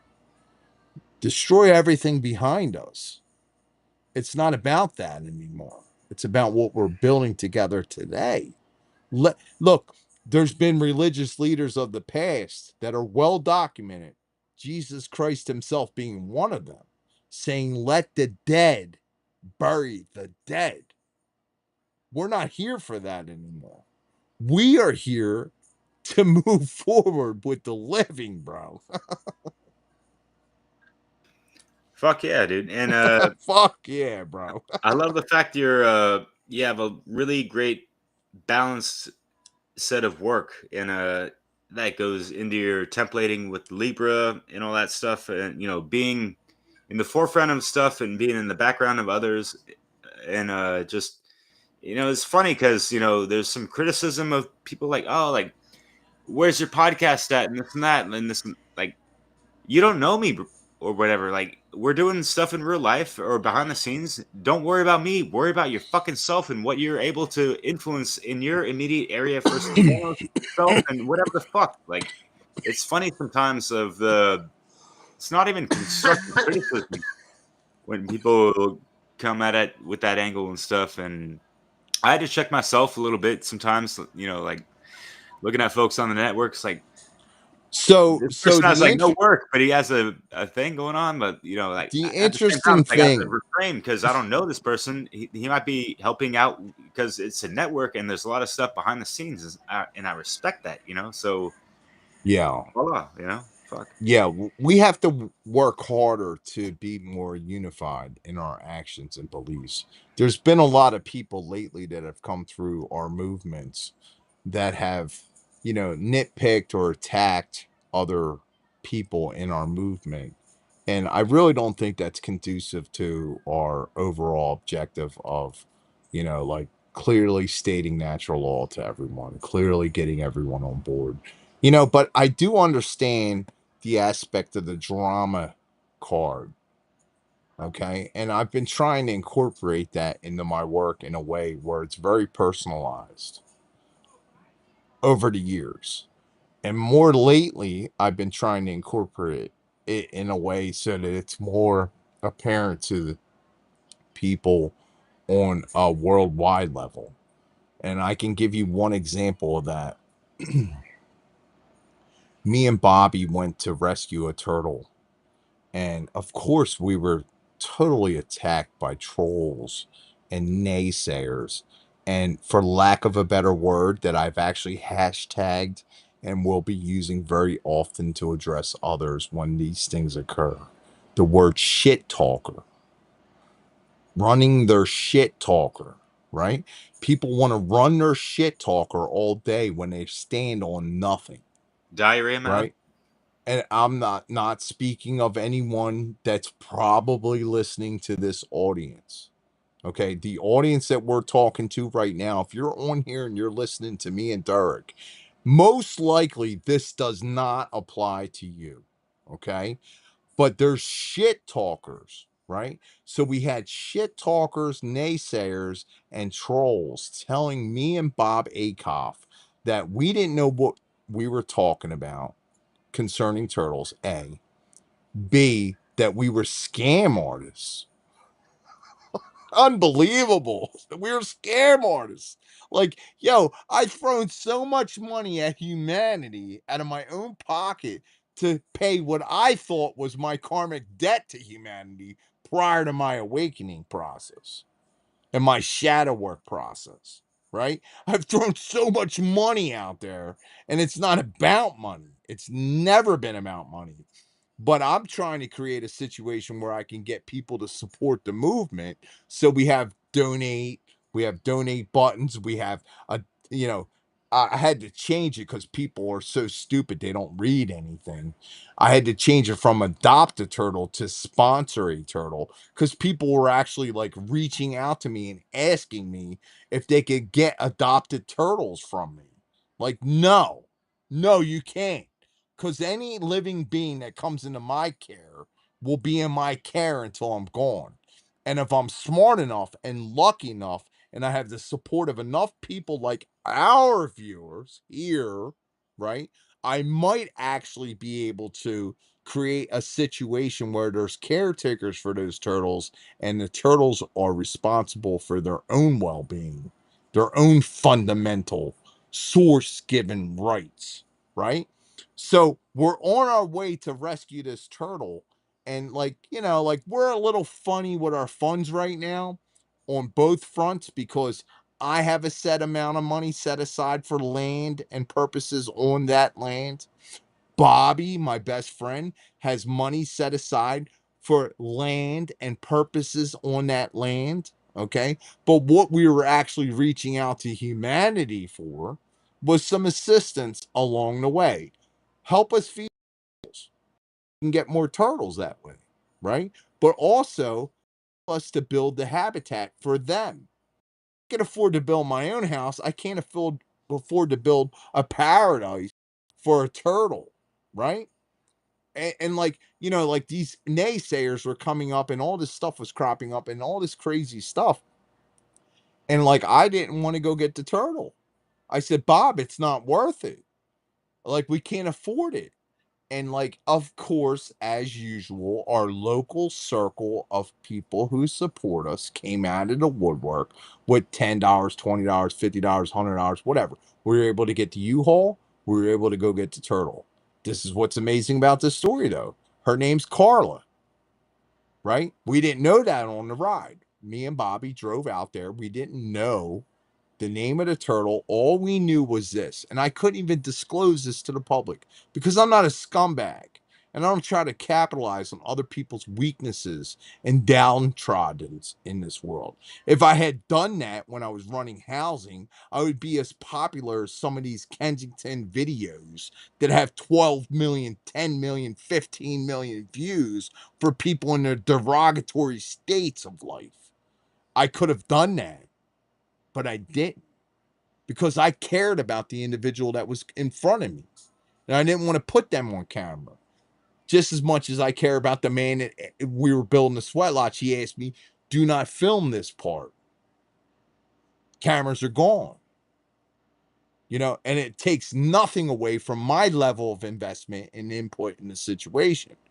Side note, but we'll get back to the turtle. So we go out there, we go to get this turtle. We don't know anything about it. We do know this, and I can make it public now because the woman gave me express permission to, right?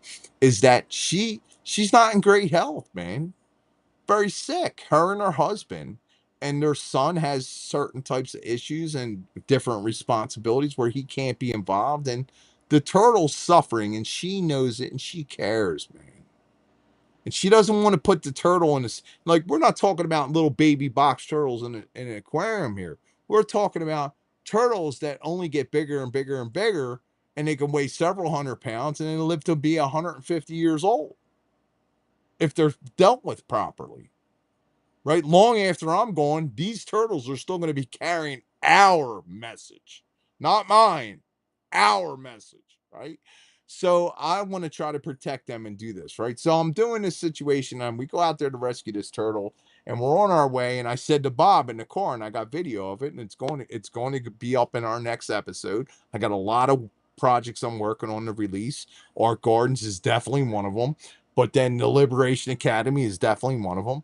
I'm making arrangements and I've been putting together stuff for the Voluntaria, which is an amazing, amazing, localized, intentional community that lives by natural law principles with a consensual state of being. That means everyone that's involved is in agreement with it. I spoke with a gentleman by the name of Chad, and just on a side note, Chad Cameron today. And man, what a wise counselor. What a wise counselor, and uh I wouldn't be where I'm at without the wise counselors of my lifetime. Like, and I take someone that has experience in a situation very seriously over someone that said that they got a degree or read it in a textbook. It's just how I operate. Like, you could read anything you want, you could have degrees in anything you want today. But if you tell me from your own personal experience, B, C, D, X, Y, Z. I'm going to take that a little bit more seriouser than I am those other issues, right? So, like with these situations, like I feel as though coming together in a unified way and moving forward in a collective way that has consensual meaning to it is important. So I about this turtle, right? So this turtle Carla is her name. And we found that out the moment we pulled up. We found out that the woman involved, her name's Missy Stout, right? And here now she's one of our biggest fans on that channel. And she's one of our most advocating supporters of our work. And she even though she, I don't think her situation so much with the care of that individual turtle Carla, female African cicada turtle, 7 years old. I don't think her actual problem was financial. Okay, I think her problem was just that she couldn't do what she knew that this turtle needed. right? And I understand that. So it was a different situation for me and Bob to go out there and rescue this turtle. Usually we're in a situation where we're dealing with scumbags, Tulio, who we're naming the project of the land build that we're personally doing for the turtles. He was shot in the back with a weapon. Like he has a bullet hole in his backside. He's got injuries and different types of situations going on him that can only be occurring because of mistreatment. But Carla, on the other hand, this turtle we rescued was very healthy and in beautiful condition. And what a specimen, what a species, what a soul this turtle was. And she likes me, which is great because a lot of the turtles just like pay me no mind, no matter what I got to feed them or whether I'm, nursing them correctly or dealing with them. They just don't really regard me. But for some reason, this turtle likes me with the camera and just my presence. And, I kind of have like a very big connection to this turtle. And I'm going to be clipping this segment to put up on my Ark Gardens for those people that are watching this turtle because it's important that we do that we show people that we're paying homage to their efforts towards us. But Carla actually translates to this. And I said to Bobby before we pulled up and knew this turtle's name, I said, Bob, I bet you the name of this turtle is something significant.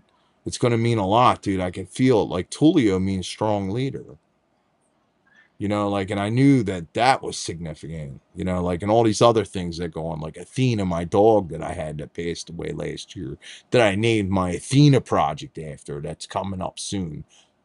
Stay tuned. Pay attention.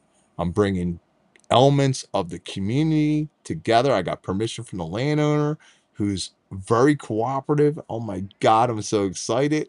We're going to be creating a dog rescue situation in that particular area, that particular region of Pennsylvania, even though I'm living down in Florida, because I don't forget where I come from. I put a video up last night. I'm going to just sidetrack for 1 minute from the Carla story, and I'm going to say this. I put a video up last night about felonious bullshit and my issues with the limo. Like driving around the city of Philadelphia in that limousine named Angel, helping the sick and downtrodden. And like when I go to where I'm going in this existence, I'm taking you, Derek, and I'm taking everyone else with me. So, like, if you've had any interaction with me and you're still following this work, you're still following along with, these different broadcasts that we're all having. When I get to the destination of wherever I'm going, and I've been there twice already, okay, and I'm going back for at least one more time, right? When I get there again, you're coming with me. These are all coming with me. So, Carla, I looked up the name of this turtle. And of course, I'm a rudist. It's one of my, it's one of my curses, but it's also one of the reasons why I'm able to sit here so well informed. Is that Carla actually is the German feminine derivative of the word Karl, which means free man. So Carla is actually the translation correctly is the feminine, you know, the female version of free man, which to me sounds like the principle of care, which to me sounds like the generative principle, which to me sounds like an awakening and an activation of the kings, the awakening of the tide, which I put out as my latest broadcast. I put a music video up last night in regards to that because I lost so many people along the way physically, but they're still here with me. And we're still moving forward for our overall purpose. That turtle, when we picked it up, the woman was so beautiful and we cried together. We cried together. Usually, me and Bob are pulling away from the scene talking about how much of a scumbag the individual we dealt with was. How pitiful it was for that animal to be in their presence. And I did not have that experience with this woman. What I had was gratitude that she was entrusting with me that animal, and she was within 5 miles of Flight 93's memorial. So we took the turtle to the memorial because I wanted to see what the memorial looked like. Wow. Do more homework. That's all I got to say. And if you guys want to see these broadcasts and you want to see what's going on, you could always visit our work over there at arkgardens.net. My personal works, thelostprinciple.com. And we're on social medias. We're on all these different platforms. Just look for Ark Gardens. You'll see it. It's the logo that Derek has up in the corner here for AG. AG is also the chemical representation of silver, and it's also, you'll see that it's a quill, and it's going into the cup for, what's green in this world, not money, the real green. We're green gang. We're going for the real green. Yeah, that heart chakra center, which is green, right? Yeah.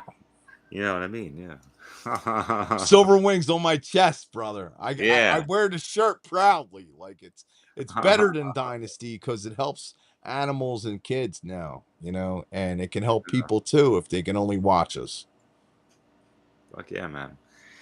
Well, shit, we're at 2 hours. I wanted to ask you like a question or two, at least, in regards to like, what was the initiative of you to, get involved with, rescuing turtles that needed help and helping them find, proper ownership or steward, folks to companions, whatever, take care of That them. would that would be my companionship with my friend Bobby Bobby, Akoff.